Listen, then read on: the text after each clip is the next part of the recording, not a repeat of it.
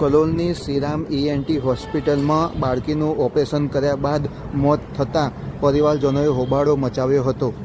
નાકમાં મસા હતા અને ગળાના કાકડા હતા, તો કે 5 દિવસની આપણે દવા આપીએ, 5 દિવસ પછી જો ફેર નહીં પડે તો આપણે આગળ એને ટ્રીટમેન્ટ કરીશું, ઓપરેશન કરીશું. શનિવારે અમે લોકો અહીંયા બતાવાયા, એક એના આપણે ઓપરેશન કરવું પડશે, ત્રણેય વસ્તુનું. એ અંદર લઈ ગયા, એનેસ્થેશિયા આપ્યો. મારી છોકરી પહેલાં ના પાડતી હતી, નથી જો મેં અમજાઈ પહેલાં જાનમાં દીકરો તને મટી જશે, અમજાઈની અંદર લઈ ગયા, શાંતિથી પ્રેમથી અંદર લઈ ગયા, અંદર એનેસ્થેશિયા આપ્યો. પછી એ લોકોએ કાકડાનું મને થોડી વાર અડધો કલાક થયો એટલે કાકડા બહાર મને બતાવાયા, વાટકીમાં લઈ, કાનનું નાકનું બધું એ મને બધું બહાર બતાવી લઈને મને કે બધું પતી ગયું, બધું સરખું થઈ ગયું. એ લોકો બીજા પેશન્ટે ચેક કરવા માંડ્યા હતા. પછી અંદરથી ખબર પડી કે આ છોકરી રિસ્પોન્ડ જ નહીં કરતી, આના ધબકારા ઓછા થઈ ગયા, વેન્ટિલેટરની એકદમ જરૂર પડશે.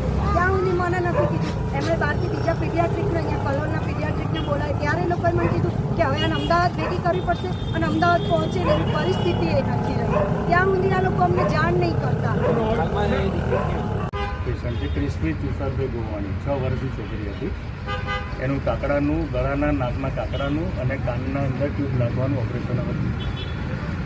ઓપરેશન લગભગ 11:30ની આસપાસ ચાલુ થયું હશે અને 12:15 ઓપરેશન પતી ગયું. અને ઓપરેશન પછી પેશન્ટ બાળક જે છે તે એનું ઓક્સિજન લેવલ ડાઉન થઈ ગયું હતું.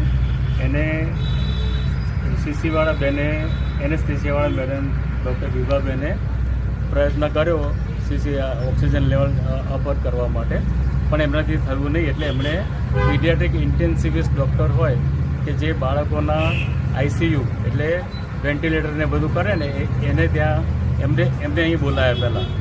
પછી એમ્બ્યુલન્સ લઈને આવ્યા અને આશરે લગભગ અડધો કલાક એમણે ટ્રાય કર્યો, પણ પેશન્ટ ભાનમાં પણ નહોતું આવતું અને ઓક્સિજન લેવલ પણ અપ થતું નહોતું. એટલે એમણે કીધું કે અમદાવાદ સાયરિલ હોસ્પિટલમાં લઈ જવું પડશે.